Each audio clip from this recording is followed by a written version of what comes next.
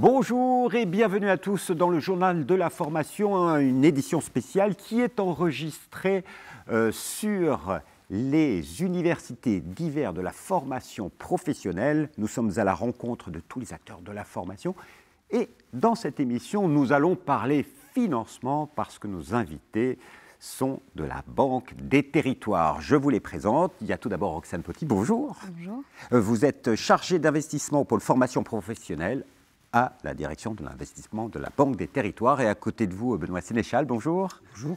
Vous êtes responsable du pôle formation professionnelle et investissement direct et programmes professionnels PIA PIC, bien sûr, à la Banque des Territoires. Tout à fait. Vaste titre, beaucoup d'actions. Donc j'imagine qu'en ce moment, vous êtes un acteur clé dans tous ces bouleversements que vit la formation et le monde de la formation. Et notamment, vous êtes très investi actuellement dans le programme France 2030, c'est ça? Oui, tout à fait, puisque la Banque des Territoires est opérateur pour le compte de l'État dans le cadre du programme, du plan France 2030. France 2030, ce sont les grandes priorités stratégiques que l'État a définies à l'horizon justement 2030. Donc, par exemple, la décarbonation de l'industrie, la transition alimentaire, la cybersécurité. Donc, ce sont 30 filières, 30 secteurs qui ont été identifiés. Et de façon transversale à tous ces secteurs, l'État, via le secrétariat général pour l'investissement, a lancé un appel à manifestation d'intérêt dont le nom est Compétences et métiers d'avenir, et donc qui vise à développer les formations, développer les compétences dont le pays aura besoin à échéance 2030. Et c'est doté de 2 milliards. C'est doté effectivement de 2 milliards pour développer les compétences pour tous ces métiers d'avenir. Et donc cet AMI, appel à manifestation d'intérêt, est opéré, même coopéré par deux opérateurs, d'une part la Banque des Territoires, d'autre part l'Agence nationale pour la recherche. D'accord. Donc, mais ce n'est pas votre seul axe d'intervention. Non. Vous êtes là surtout parce que vous êtes aujourd'hui désormais investisseur pour les organismes de formation. La Banque des Territoires investit dans les OF. Racontez-nous. Exactement. La Banque des Territoires est investisseur dans des organismes de formation à impact. Mais impact, je vous arrête, qu'est-ce que ça veut dire? L'impact, c'est votre spécialité, Roxane. C'est notre spécialité, oui, à la Banque des Territoires, puisque nous, on accompagne les acteurs de l'ESS, donc de l'économie sociale et solidaire. Donc, c'est des acteurs qui sont ESS de par leur statut, par exemple les associations, des coopératives, ou des acteurs qui sont ESS de par leur mission. Par exemple, accompagner des publics fragiles. Et je viens, du coup, c'est nos trois axes d'intervention, nous, à impact. Ce sont soit un critère de public, donc des publics fragiles, des publics éloignés de l'emploi. Ensuite, un critère de territoire, donc des territoires qui sont aussi éloignés de la formation ou de l'emploi, par exemple des territoires d'industrie, des territoires ruraux, les QPV également. Et enfin, un critère de métiers en tension, de métiers de demain et de transition, par exemple les métiers de la transition écologique, l'hôtellerie, la restauration, des métiers comme ça. D'accord. Ça, c'est pour des projets à impact. Mais vous, quand vous dites investissement, vous investissez comment? Alors, on investit en fonds propres et quasi-fonds propres, c'est-à-dire dans le haut de bilan de ces structures. Nous avons d'ailleurs tous les instruments financiers. Roxane, tu en diras, tu pourras les évoquer ensuite. Pour intervenir, il faut que les organismes de formation disposent, bien sûr, d'un modèle économique soutenable. Il faut qu'ils soient dans une logique de développement, c'est-à-dire d'une logique de changement d'échelle. Notre idée est de les accompagner dans ce changement d'échelle pour les aider à maximiser leur impact. Je vais évoquer l'impact. Et puis nous intervenons toujours dans une logique de co-investissement. Et co-investissement, ça veut dire, parce que c'est quoi les critères d'éligibilité? Est-ce qu'il y a un plafond? Alors du coup, comme le dit Benoît, c'est vraiment toute structure, nous, de l'ESS, en fait, comme je l'ai cité, qui répond aux trois critères précités.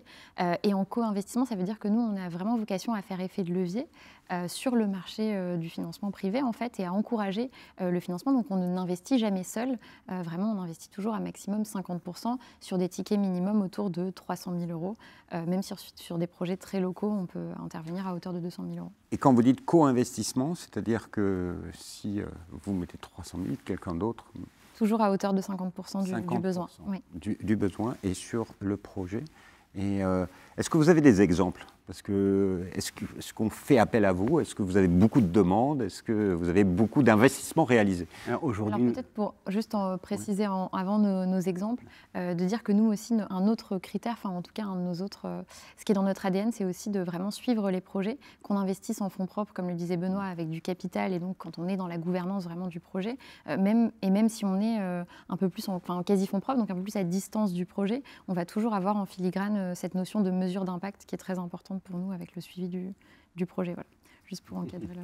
Absolument. Et aujourd'hui, nous avons investi dans une petite trentaine de projets différents, alors de toute nature juridique, des projets d'associations, mais aussi des projets portés par des entreprises, par des SAS. Alors pour vous donner quelques exemples, dans le secteur du numérique, nous avons investi aujourd'hui dans 2 structures. Une société, qui est une SAS, qui s'appelle Simplon, qui propose des investissements, enfin qui propose des formations aux métiers gratuites, aux métiers du numérique, dans les domaines notamment de la data, de la cybersécurité, bien sûr du code. On est bien d'accord, donc Simplon, on est dans l'univers de l'économie sociale et solidaire. Absolument. C'est sur des projets. Est-ce que ça peut être un projet de création nouvelle d'un organisme, ou c'est plus délicat pour vous en termes d'analyse? C'est plus délicat, mais c'est possible. C'est plus délicat parce que nos règles d'intervention sont d'accompagner le changement d'échelle, le développement d'une structure existante. Par exception, en matière de formation, notamment en matière d'apprentissage, parce que nous intervenons aussi dans ce domaine, nous pouvons accompagner la création de nouvelles structures. Par exemple, nous avons accompagné la création du CFA de la gastronomie à Lyon, donc qui forment des apprentis sur les métiers de la gastronomie, mais les métiers de bouche, de la salle. Sur lesquels il y a énormément il y a effectivement énormément de besoins, métiers en tension, et puis public avec peu de qualifications, donc ça rentre complètement dans nos critères. J'ai envie de vous poser la question, les délais d'instruction sur ce type de projet d'investissement sont-ils longs? En combien de temps une demande peut être traitée? Je m'adresse à la chargée. Non, mais alors nous, on ne parle pas vraiment de demande, en fait, parce que ce n'est pas comme sur les PIA où il y a vraiment un formulaire à remplir et puis ensuite des séquences très précises. Nous, c'est de l'investissement, ça se fait toujours en commun avec le projet. Donc ça sera aussi la durée du projet lui-même et sa maturité. Donc c'est-à-dire que si on a un projet qui est vraiment prêt, c'est-à-dire que son business plan est bien ficelé, qu'il a vraiment ses co-investisseurs, etc., ça peut prendre 2-3 mois maximum.